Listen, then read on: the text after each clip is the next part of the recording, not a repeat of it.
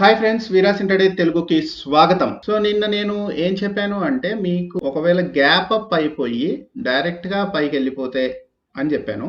డైరెక్ట్గా పైకి వెళ్ళిపోయి ఇక్కడ టైం స్పెండ్ చేసి ఇది బ్రేక్ చేసినప్పుడే మనము ఈ 35,600 వరకు వాటి వరకు మనం ప్లాన్ చేసుకోవచ్చు. అండ్ అగ్రెసివ్గా ఉన్న వాళ్ళు మాత్రమే ఇక్కడ పొజిషన్స్ తీసుకోవాలని చెప్పాను. ఇక్కడ చూడండి, ఇక్కడ టైం స్పెండ్ చేసిందా అంటే ఇక్కడ లోయర్ లోస్ ఫామ్ చేసుకుంటూ వచ్చింది అండ్ దీన్ని బ్రేక్ చేయలేదు. అక్కడ నుంచి రిటర్న్ వచ్చింది. అందుకనేసి నేను ఏం చేసిన అంటే ఇక్కడ కొంచెం టైం స్పెండ్ చేసిన తర్వాత బ్రేక్ చేసిన తర్వాత అని చెప్పాను.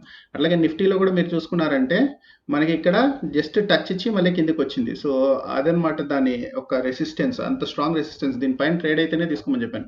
యాక్చువల్గా నేను 16,600 ఆర్ 35,600 పైన అయితే మనకి బెస్ట్ అన్నట్టు చెప్పినట్టు గుర్తు. అసలు నేను ఏం చెప్పాను ఒకసారి చూద్దాం. కానీ 35,400 దగ్గర మనకి ఏంటంటే రెసిస్టెన్స్ ఉంది. సో ఈ రెసిస్టెన్స్ దగ్గర ఎట్లా బిహేవ్ అవుతుందని జస్ట్ అబ్జర్వ్ చేస్తే చాలండి. ఇక్కడ ఇది బ్రేక్ చేసి అంటే ఫ్లాట్ గా ఓపెన్ అయ్యి ఇంత డిస్టెన్స్ ట్రావెల్ చేసిన తర్వాత ఇది బ్రేక్ అయ్యే ముందు స్ట్రిక్ట్ స్టాప్ లాస్ పెట్టుకోండి. చాలా స్ట్రిక్ట్ స్టాప్ లాస్ పెట్టుకుంటే మీకు 35,600 దాకా వెళ్ళే ఛాన్సెస్ ఉన్నాయి.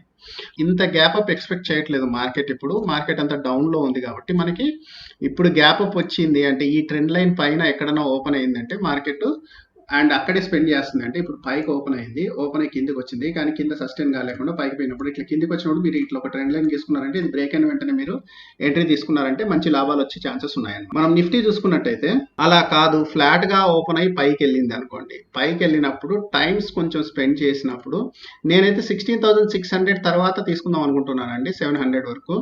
బట్ మీరు కొంచెం అగ్రెసివ్ ట్రేడర్స్ అయితే ఇక్కడ కూడా తీసుకోవచ్చు పొజిషన్స్. ఎందుకంటే ఇది పైకి వెళ్ళి ఇక్కడ ఇంతసేపు సస్టైన్ చేయకూడదు ఈ మార్కెట్ కండిషన్స్ లో. అగైన్ ఇది కూడా ఒక డౌన్ ట్రెండ్ ఎక్స్పెక్ట్ చేస్తున్నారు. సో ఇప్పుడు ఇది ట్రెండ్ బ్రేక్ చేసి ఇక్కడ టైం స్పెండ్ చేసి పైకి వెళ్తుంది అంటే it's we can take a by position. చూసాం కదా, అది నిన్నటి అనాలిసిస్. సో రేపటి అనాలిసిస్ ఎట్లా ఉండబోతుంది అంటే మీకు ఫ్లాట్ గా ఓపెన్ అయ్యి 34,800 అనేది ఇప్పుడు మేజర్ సపోర్ట్ అండి. ఎందుకంటే చాలా సార్లు నిన్నటి నుంచి మనం ఇది రీచ్ అవుతుంది అనుకుంటున్నాను. నేను ఈ రోజు కూడా రీచ్ అవుద్ది అనుకున్నా, కానీ రీచ్ కాలేకపోయింది అది.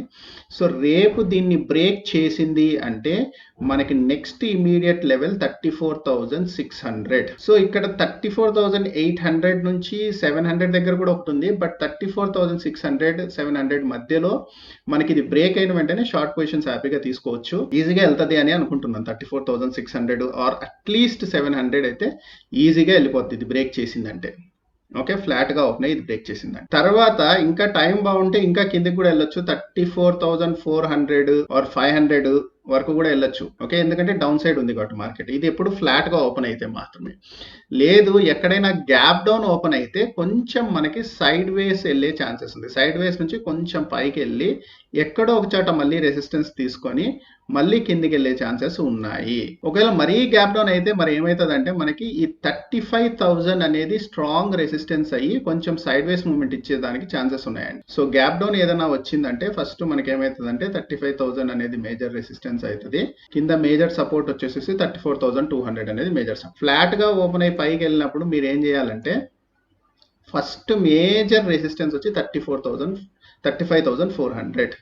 సో ఈ 35,400 నుంచి 34,600 ఆర్ 34,500 వరకు మనకి ఒక రేంజ్ లో ఉండే ఛాన్సెస్ ఉన్నాయండి మార్కెట్ అనేది.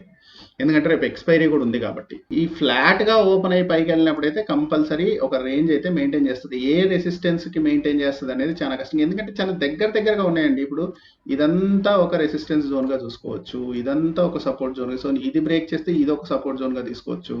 సో రేపు 100-200 పాయింట్ల కంటే కూడా ఎక్కువ క్యాప్చర్ చేయడం కూడా కష్టమే.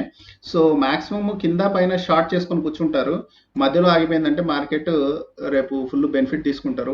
మాక్సిమం ఎక్స్పైరీ రోజు షార్ట్ చేసే వాళ్ళు ఎక్కువ ఉంటారు. సో ఆ విధంగా ఉండొచ్చు అండి. ఫ్లాట్ గా ఓపెన్ అయ్యి పైకి వెళ్ళినా కానీ ఆ విధంగా ఉండొచ్చు.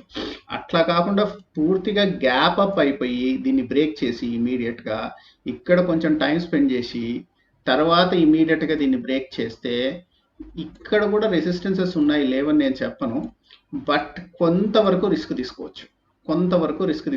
అంటిల్ అన్లెస్ ఈ పైన అబో దీన్ని క్రాస్ చేసేంత వరకు మనకి పెద్ద మ్యాటర్ ఏం లేదండి.